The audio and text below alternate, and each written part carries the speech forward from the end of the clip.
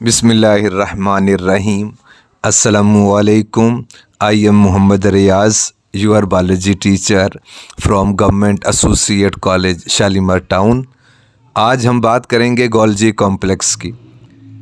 Golgi इसीलिए कहते हैं कि साइंटिस्ट का नेम है कैमिलो गोल्जी। उन्होंने डिस्कवर किया तो नाम रख दिया गोल्जी। कॉम्प्लेक्स क्यों कहा?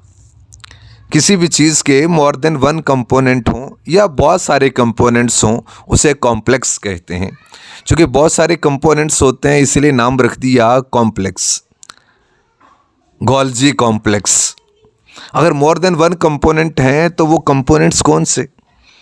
एक को हम कहते गोल्जी अपरेटस, इसी को गोल्जी बॉडीज़ भी कहते, इसी को सिस्टर्नी भी कहते। इनसे एसोसिएटेड होते हैं वेसिकल्स। तो वेसिकल्स और गोल्जी अपरेटस को मिलाकर बोलिए तो गोल्जी कॉम्प्लेक्स कहते हैं। Golgi apparatus, Golgi bodies, cisternae, इसको डिफाइन कैसे करेंगे? हम कहते हैं stack of flattened membrane bounded sacs. Sacs थैलों को कहते हैं। ये ना फ्लैट मेम्ब्रेन बाउंडेड थैले से होते हैं और एक ढेर की सूरत में, स्टैक की सूरत में मौजूद होते हैं, इसीलिए कहते हैं stack of flattened membrane bounded sacs. ये एक्सप्लेनेशन है गोल्जी अपरेटस की, गोल्जी बॉडीज़ की, या सिस्टर्नी कह लीजिए। अगर आप एक सिस्टर्ना को देखिए तो उसकी आपको टू फेस मिलते हैं। एक को हम कहते हैं फॉर्मिंग फेस और दूसरे को मैच्योरिंग फेस कहते। फॉर्मिंग फेस इसीलिए कहते हैं कि किसी भी मॉलिक्यूल ने जो मॉडिफाई होना होता है या किसी भी मॉलिक्यूल ने इस ऑर्गेनल के अंदर एंट्री गेन करनी होती है तो वो इसी फेस के थ्रू एंटर होता है। और modified molecules, mature molecules Golgi apparatus के जिस फेस से निकलेंगे उसे मैच्योरिंग फेस ही बोलोगे। फॉर्मिंग फेस की शेप होती है कन्वेक्स। कन्वेक्स का मतलब होता है कर्व्ड आउटवर्ड, कोई चीज़ बाहर की तरफ मुड़ी हुई हो उसे कन्वेक्स कहते हैं। और मैच्योरिंग फेस की बात की जाए तो ये कनकेव शेप में होता है। कनकेव, केव कैविटी को कहते हैं, डिप्रेशन होलो को कहते हैं। तो हम कहते हैं कर्व्ड इनवर्ड, कोई चीज़ अंदर की तरफ मुड़ी हुई हो तो उसे क्या कहते हैं? कनकेव कहते हैं। इसी फॉर्मिंग फेस को हम सिज फेस कहते हैं और मैच्योरिंग फेस को ट्रांस फेस भी कहते। सिज का मतलब होता है on the one side, trans का मतलब होता है ऑन दी अदर साइड। चूँकि एक साइड इसकी कन्वेक्स है, दूसरी साइड कनकेव होती है। अब हम बात करेंगे फंक्शंस ऑफ गोल्जी अपरेटस की। इससे आपको बेहतर समझ आएगी फॉर्मिंग फेस और मैच्योरिंग फेस की। ये बेसिकली इनकमिंग वेसिकल्स के साथ एक बॉन्ड फॉर्म करता है, एक ताल्लुक की फॉर्मेशन चूँकि फॉर्मिंग फेस करता है इसीलिए हम इसे फॉर्मिंग फेस कहते हैं। किसी भी मॉलिक्यूल ने जो मॉडिफाई होना है वो गोल्जी अपरेटस में एंटर होता है फॉर्मिंग फेस के थ्रू। तो हम कहते modification is one of the most important function of Golgi complex. Molecules for modification enter in Golgi through forming face. और जो मॉडिफाइड मॉलिक्यूल्स होते हैं, मैच्योर मॉलिक्यूल्स होते हैं, वो गोल्जी अपरेटस से लीव करते हैं किसके थ्रू? मैच्योरिंग फेस के थ्रू। चूँकि मैच्योर मॉलिक्यूल इस फेस से रिमूव करते इसीलिए तो इसको मैच्योरिंग फेस कहा। एग्जाम्पल से इस बात को समझ लीजिए।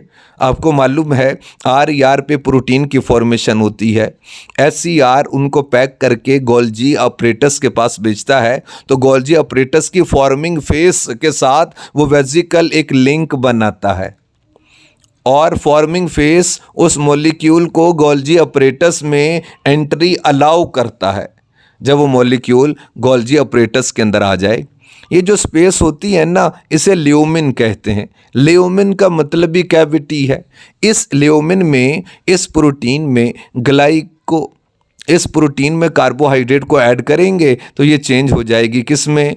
ग्लाइकोप्रोटीन में। अब ये मैच्योर मॉलिक्यूल है, ये गोल्जी को लीव करेगा थ्रू मैच्योरिंग फेस। ऐसे ही SER से लिपिड सिंथेसिस होती है, वेसिकल्स की सूरत में गोल्जी अपरेटस के पास आता है। गोल्जी अपरेटस के फॉर्मिंग फेस के साथ वो एक बॉन्ड बनाता है और मॉलिक्यूल लिपिड फॉर्मिंग फेस के थ्रू गोल्जी अपरेटस के अंदर एंटर हो जाएगा। इस लिपिड में कार्बोहाइड्रेट को ऐड करेंगे, इसको ग्लाइकोलिपिड में कन्वर्ट कर देते हैं। ग्लाइकोलिपिड मैच्योर मॉलिक्यूल ये गोल्जी अपरेटस से निकल जाएगा मैच्योरिंग फेस के थ्रू। उम्मीद है आपको फॉर्मिंग और मैच्योरिंग फेस समझ आ गई होगी।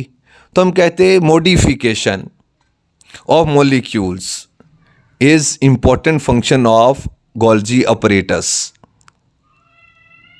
और इस मॉडिफिकेशन के थ्रू आप देखिए कंजुगेटेड मॉलिक्यूल्स की फॉर्मेशन हो रही। हम कह सकते हैं कि conjugated molecules are formed by Golgi apparatus. फिर और भी बहुत सारे मॉलिक्यूल्स मॉडिफिकेशन की खातिर एंटर होते हैं गोल्जी कॉम्प्लेक्स में। गोल्जी कॉम्प्लेक्स उनकी मॉडिफिकेशन भी करता है, पैकिंग भी करता है, स्टैंपिंग भी करता है। मॉलिक्यूल्स की फाइनल पैकिंग, स्टैंपिंग और इस मॉलिक्यूल ने कहाँ पे वर्किंग करनी है उसकी किस्मत का फैसला भी गोल्जी अपरेटस ही करता है। तो वो जो पैक्ड मटेरियल जिस फॉर्म में आता है उन्हीं को तो वेसिकल्स कहते हैं। अब हम वेसिकल्स की बात करेंगे, गोल्जी वेसिकल्स। याद रखिए smaller vacuole is known as vesicles. अब ये जो वेसिकल्स बने हैं इनकी डेस्टिनेशन क्या है, इनका मुकद्दर और इनकी मंजिल क्या है। हम कहते हैं या तो विद इन सेल काम करेंगे या becomes the part of plasma membrane, या ये आउटसाइड द सेल काम करते हैं। जैसे विद इन सेल के हवाले से बात कीजिए, लाइसोसोम की बात करते हैं तो lysosome forming organelle is Golgi complex. लेकिन आपने याद रखना enzymes in lysosome are formed by RER, rough endoplasmic reticulum. और ये प्लाज्मा मेम्ब्रेन का पार्ट किस तरह से हो गया? आपको मालूम है प्लाज्मा मेम्ब्रेन पे ग्लाइकोप्रोटीन्स होती हैं, ग्लाइकोलिपिड्स होते हैं, तो ये वही तो हैं जो गोल्जी अपरेटस ने बनाए और ये फिर प्लाज्मा मेम्ब्रेन का पार्ट हो जाएंगे। और आउटसाइड दी सेल के हवाले से बात कीजिए, ग्लैंडुलर सिक्रीशंस जो भी हैं, ग्लैंड जिस भी चीज़ को सिक्रेट करते हैं उसकी फाइनल पैकिंग, स्टैंपिंग वो गोल्जी अपरेटस करता है। जैसे आपके माउथ के अंदर ये जो सलाइवा और सलाइवा में वो जो सलाइवरी एमाइलेज एंजाइम है उस एंजाइम को बनाता तो RER है, रफ एंडोप्लाज्मिक रेटिकुलम, लेकिन उसकी मॉडिफिकेशन फाइनल पैकिंग स्टैंपिंग कौन करता है? गोल्जी अपरेटस करता है। फिर इसी तरह से आप पेंक्रियाज के हवाले से बात कीजिए, वो पेंक्रियाटिक जूस पेंक्रियाज से निकलकर स्मॉल इंटेस्टाइन तक पहुंचता है। उस पेंक्रियाटिक जूस में बेतहाशा एंजाइम्स होते हैं, उन एंजाइम्स की फाइनल पैकिंग, स्टैंपिंग कौन करता है? गोल्जी अपरेटस करता है। तो ये जो वेसिकल्स हैं या विद इन सेल काम करते हैं या प्लाज्मा मेम्ब्रेन का पार्ट हो जाएंगे या ये आउटसाइड दी सेल मूव करेंगे। याद रखना है कि Golgi apparatus single membranes organelle है। तो आप बताइए ये प्रोकैरियोटिक सेल में होगी? नहीं होती है, क्योंकि प्रोकैरियोटिक सेल में मेम्ब्रेन बाउंडेड ऑर्गेनल्स नहीं होती हैं। क्या ये प्लांट सेल के अंदर होती है? याद रखिए प्लांट सेल में इसको डिक्टायोसोम कहते, डिक्टायो नेटवर्क को कहते, सोम बॉडी को कहते। ऐसा लगता है एक जाल सा है, एक नेटवर्क सा है, इसीलिए तो नाम रखा डिक्टायोसोम। प्लांट सेल में हम कहते हैं ये सेल वॉल की फॉर्मेशन में इंपॉर्टेंट पार्ट प्ले करती है। आपने पढ़ा है प्लांट सेल में मेटाफेज में गोल्जी अपरेटस यानी डिक्टायोसोम से कुछ वेसिकल्स निकलते हैं और लेट टीलोफेज में वो अलाइन होकर फ्रेगमोप्लास्ट की फॉर्मेशन करते हैं और फ्रेगमोप्लास्ट से सेल वॉल की फॉर्मेशन होती है। तो अगर कोई आपसे पूछे कि cell wall forming organelle is, तो आप गोल्जी कॉम्प्लेक्स बोल दीजिए या डिक्टायोसोम कह दीजिए, एक ही बात है। इसीलिए हम कहते हैं जो डिवाइडिंग सेल्स होते हैं उनमें गोल्जी कॉम्प्लेक्स, डिक्टायोसोम बहुत ज़्यादा होते हैं क्योंकि सेल वॉल की फॉर्मेशन करनी होती है। लाइसोसोम फॉर्मिंग भी कौन? गोल्जी कॉम्प्लेक्स है। आप इसको पढ़ लीजिएगा, कोई बात ना समझ आए पूछ लीजिएगा। अस्सलामु अलैकुम, अल्लाह हाफिज़।